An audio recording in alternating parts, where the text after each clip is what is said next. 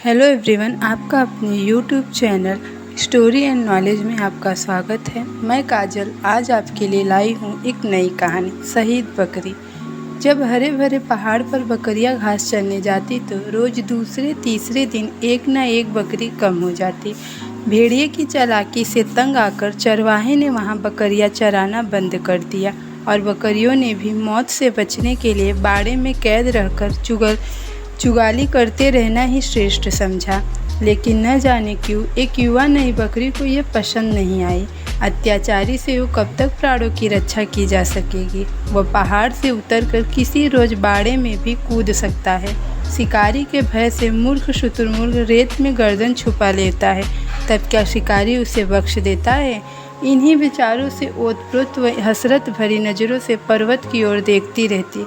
साथियों ने उसे आंखों आंखों में समझाने का प्रयत्न किया कि वह ऐसे मूर्खतापूर्ण विचारों को मन में न लाए। भोग्य सदैव से भोगने के लिए ही उत्पन्न होते रहे हैं। भेड़िए के मुंह हमारा खून लग चुका है, वह अपनी आदत से कभी बाज नहीं आएगा।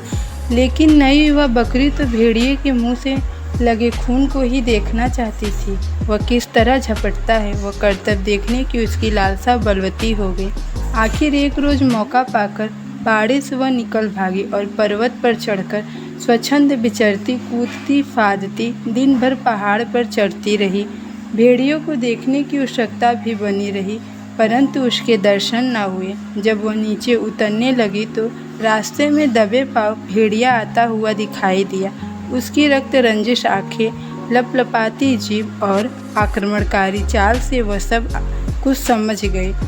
भेड़िया मुस्कुराकर बोला, तुम बहुत सुंदर और प्यारी मालूम होती हो। मुझे तुम्हारे जैसी साथी की आवश्यकता थी। मैं कई रोज से अकेलेपन महसूस कर रहा था।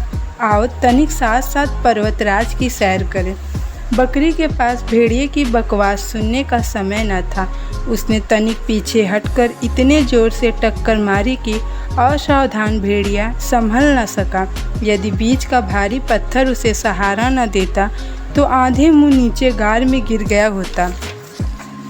भेड़िए की जिंदगी में यह पहला अवसर था। वह क्या करे क्या ना करे से हो गया। टक्कर खाकर सभी संभल भी न पाया था कि बकरी के पैने सिंह उसके सीने में इतने जोर से लगे कि वह चीख उठा।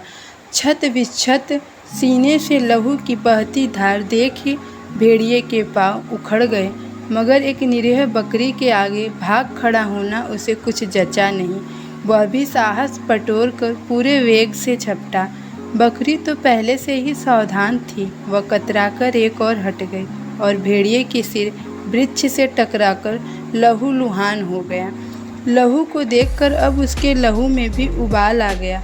वह जी जान से बकरी के ऊपर टूट पड़ा। अकेली बकरी उसका कब तक मुकाबला करती। वह उसके दाव पेच देखने की लालसा और अपने अरमान पूरे कर चुकी थी। साथियों के आक्रमणता पर तरस खाती हुई बेचारी ढेर हो गई। पेड़ पर बैठे हुए तोते ने मुस्कुराकर मैना से पूछा, भेड़िए से भिड़कर भला बकरी को क्या मिला। मैना ने उत्तर दिया, वही जो अत्याचारी का सामना करने पर पीड़ितों को मिलता है। बकरी मर जरूर गई, परंतु भेड़िए को घायल करके मरी है। वह भी अब दूसरे पर अत्याचार करने के लिए जीवित नहीं रह सकेगा। सीने और मस्तिष्क के घाव उसे सड़ सड़ कर मरने को बाध्य करेंगे। काश बकरी के अन्य साथियों ने उसकी भावनाओं को समझा होता, छिपने की बजाय एक साथ वार किया होता, तो वे आज बाड़े में कैदी जीवन व्यतीत करने के बजाय पहाड़ पर निशंक और स्वच्छंद विचरती होती। तोता अपना सा मुँह लेकर चुपचाप शहीद बकरी की ओर देखने लगा। इस कहानी से हमें क्या सीख मिलती है कि हमें अपना जीवन बिना किसी भय से जीना चाहिए और हर मुश्किलों का डटकर सामना करना चाहिए। Thank you for watching. यदि आपको ये वीडियो अच्छा लगा हो तो please like, share and subscribe.